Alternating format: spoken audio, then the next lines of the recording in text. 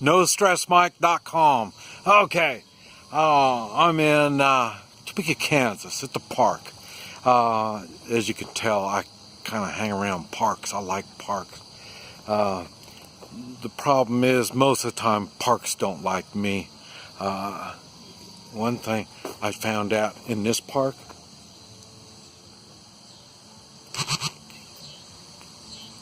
you're not supposed to smoke. So that's why I'm out here, far part of the park. But anyway, what I want to talk about is going to be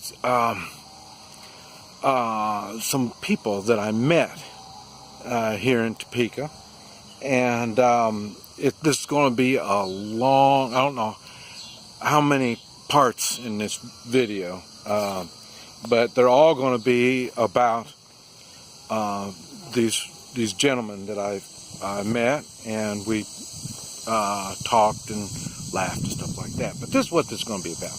And what it is, I came up here for a business meeting, and I was going to meet to see about import, export. That's the whole idea. Now, but after I come up here, I found out, well, we spent 2 evenings just talking, and then we finally started getting down to business. I don't push business real hard. And then come to find out they don't know anything about what I want to do. So when it comes to business, it was a waste of time. But what it was three gentlemen, I think, let's see, 82 and 83, and one was 79. And they were Chinese. And they were, you know, the guy that when I shot the guy, and he was here in Topeka, and it was my cousin's store, and it was my cousin's cousins. That's who these people were. They were from California, Texas, and Chicago. And they're all, no, I don't even know. I don't think any of them are working now. But we just kept talking. And there was one of them was in the Army, United States Army, for the Korean War. And so he was explaining what he did, and he was under secrecy for, I think he said 30 years. He couldn't say anything about it. And but and I say, these are all Chinamen. These are real Chinamen. And I want to talk more about, because they were talking about their time in China during World War II. And so I'm going to talk more about that. But now I want to talk about the guy.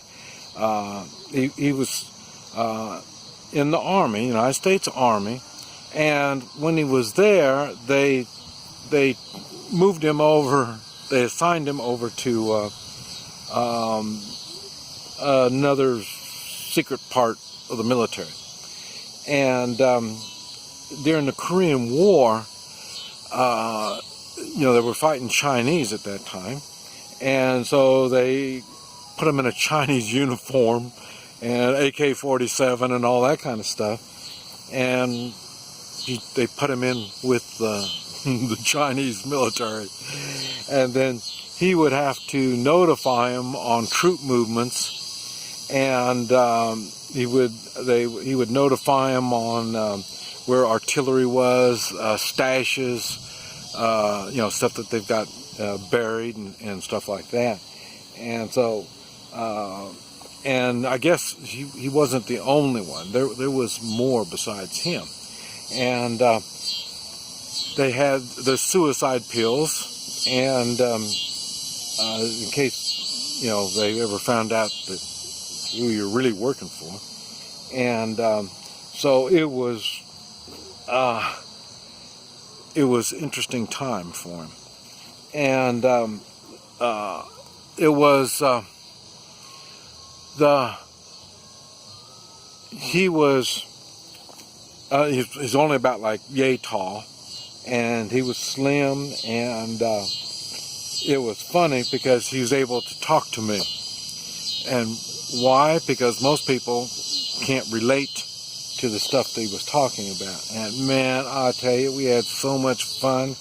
And the other two Chinamen were just, they didn't understand any of this stuff. And we're talking about food, trying to find food, and war in general, taking lives, and being part of the military experience, and how that all works. And now as I think about it, I don't even know what kind of business he's in now, or he was in, because like I say, he spent his time in the Korean War, and then after the Korean War he got out. But it was interesting on the detail that he would talk about on what they did, and how we talked about the detail on exactly the war part, but it was even more, he was talking about his relationship with other military or department type stuff. He would be when he was with the American military, he would be sitting at the table with all these generals and colonels and stuff like that. And like I say, his rank didn't mean anything because of his unique position that he was in. And so he thought that was really intimidating, sitting around with all these generals and having all these fancy meals. And then when he was out doing his work, he said, boy, they'd be eating bugs and rats and just anything they can get their hands on. And I know we were talking about this, and we were at some fancy steakhouse, and he says, there was a time when people would kill for this type of food. And so like I say, it was really interesting. Like I say, my Chinese experience, I've just been back from China probably maybe almost 3 months now. And so he was, and now I can make the connection. I'm half Chinese. Now I can make the connection with the Chinese people, because I thought it was only Chinese that I knew up until my Chinese trip was my family. So I just thought it was my family. After going to China, I found out all Chinese are like my family. And so with this guy, it was funny because he's had to, we talked about, he became an American. That's the same thing, all these old men. They all became Americans. This is what they wanted. When they came to the United States, they wanted to become Americans. And so going to fight in wars is no big thing, So, and that's the same thing that I talked about me, I wanted to go into the military, to show people that I am an American.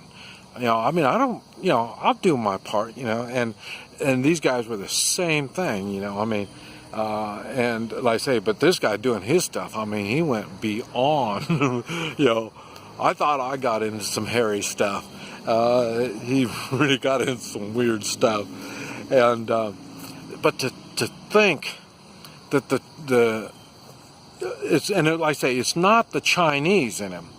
It was the American that came out. Being an American is, like I say, it's an attitude. And when somebody wants to be an American, their attitude completely changes. And like I say, boy, you could really see, this guy is, I don't want to say gung-ho, but he's not gung-ho. He put his time in.